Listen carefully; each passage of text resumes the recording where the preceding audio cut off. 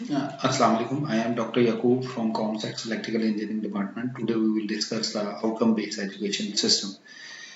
Actually outcome based education का मतलब ये है कि ये बेसिकली एक रेगुलेटरी बॉडी है, वाशिंगटन अकॉर्ड।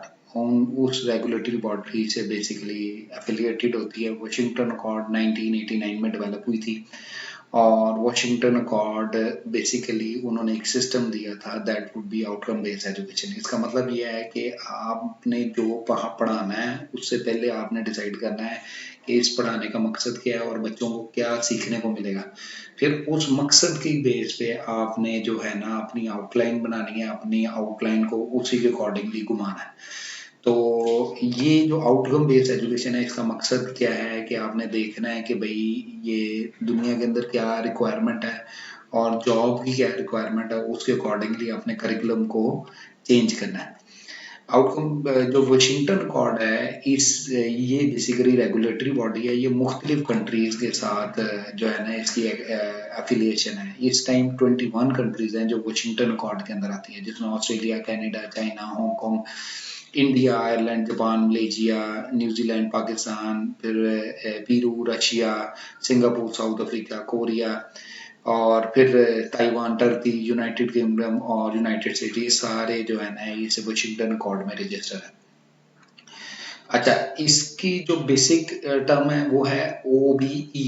ये एक सिस्टम है। OBE का मतलब आउटकम बेस्ड एजुकेशन है। अगर हम इसको देख लें, it is an educational theory that basis each part of an education system around outcomes. Outcomes are what you hope to achieve when you complete the objective. By the end of the educational experience, each student should have achieved those outcomes। ये major mechanism है अगर आपने outcome based education को देखना है।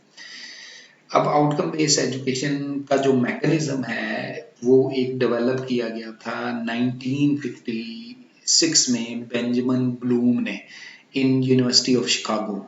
और इसका mechanism बनाया था जिसको कहा था टेक्सोनॉमी ऑफ एजुकेशनल ऑब्जेक्टिव्स।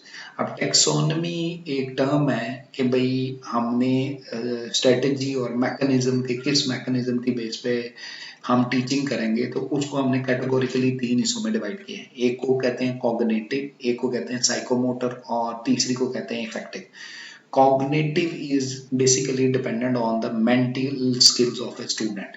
यानी कि आपने सोच के मुताबिक अगर कोई काम करना है तो that would be a cognitive skill.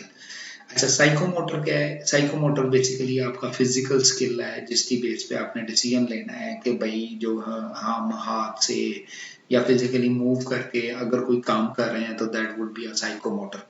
और इफेक्टिव क्या है? आपकी इमोशनल फीलिंग्स और आपके जो मेंटली तौर पे आप इसको सोचते हो कि ये बेसिकली ठीक है या गलत है, ये इफेक्टिव में आता है। तो ये अलग अलग चीज़ें हैं। अगर हम फॉर एग्जांपल इंजीनियरिंग डोमेन में बात करें तो जिस तरह मैथमेटिक्स के या कोई भी कोर्सेज ऐसे जिसमें मैथमेटिकल कैलकुलेशंस आती हैं, एल्गोरिदम्स आते हैं या कोई प्रॉब्लम्स आती हैं, वो ज़्यादातर कॉग्निटिव में आती हैं। लेकिन फॉर एग्जांपल अगर कोई लैब बेस्ड एक्सपेरिमेंट कर रहे हैं, कुछ चीज़ों को आपस में कनेक्ट कर रहे हैं या लैब बेस्ड कोई एक्टिविटी कर रहे हैं, वो ज़्यादातर साइकोमोटर में आती हैं। और अगर फॉर एग्जांपल आप कोई कम्युनिकेशन स्किल्स या एथिकल ग्राउंड पे कोई काम कर रहे हैं तो that would be an affective domain. ये अलग अलग डोमेन के अकॉर्डिंगली चलती है। तो अगर हम इस फिगर में देखें तो ब्लूम टेक्सोनॉमी का जो हेड बनता है उसका मेन जो है वो जो दिमाग से यूज करना है दैट वुड बी कॉग्निटिव। जो हाथ से काम करना है दैट वुड बी साइकोमोटर। और जो आपने दिल से सोच के समझ के करना है तो that would be an affective domain. ये कैटेगोरिकली ये अलग अलग हो जाते हैं। अब कॉग्निटिव डोमेन की अलग अलग कैटेगरीज हैं कि कॉग्निटिव डोमेन की जो मिनिमम कैटेगरी है वो है नॉलेज, अंडरस्टैंडिंग। किसी भी प्रॉब्लम के बारे में अंडरस्टैंडिंग को आपने उसको नॉलेज कहते हैं। उससे ऊपर आगे चली जाती है, उसे कहते हैं कॉम्प्रीहेंशन। यानी कि फिजिकली तौर पे अगर उसको डिस्क्राइब करना, सिचुएशन को समझना, अंडरस्टैंड करना, उसको हम कॉम्प्रीहेंशन कहते हैं। फिर उसके बाद उसकी एप्लीकेशन के भाई अगर हमने उस चीज़ को या उस नॉलेज को कहीं भाई अप्लाई कर लिया, लेट्स सपोज एलईडी है और एलईडी का नॉलेज हमने हासिल कर लिया और वो वर्किंग कैसे करती है, तो ये कॉम्प्रीहेंशन होगी। और उस कॉम्प्रीहेंशन के बाद हमने एलईडी को किसी जगह पे यूज कर लिया तो दैट वुड बी एप्लीकेशन। फिर जो आपने एप्लीकेशन की उसको एनालाइज करना, उसको देखना कि वो किस तरह बिहेव कर रही है और क्या रीजन है कि वो इस तरह बिहेव कर रही है। और फाइनली जो आपके पास आ जाती है वो सिंथेसिस आ जाती है। सिंथेसिस भी काइंड ऑफ एनालिसिस का एडवांस वर्जन है कि जिसके अंदर उसका बिहेवियर अंडरस्टैंड करना और उसके रिस्पॉन्स के अकॉर्डिंगली कि क्या सिचुएशन क्रिएट करी जाएगी तो इसका रिजल्ट इंप्रूव हो जाएगा, और क्या सिचुएशन क्रिएट की जाए इसका रिजल्ट डिग्रेड कर देगा, और फाइनली इवेल्युएशन के भाई फाइनल आउटकम आपके पास क्या है। तो ये कॉग्निटिव की सब डिवीजन हैं जिनको हम कैटेगोरिकली कहते हैं। नॉलेज को C1 कहते हैं, कॉम्प्रिहेंशन को C2, एप्लीकेशन को C3, एनालिसिस को C4, सिंथेसिस को C5 और एवेल्युएशन को C6 कहते हैं।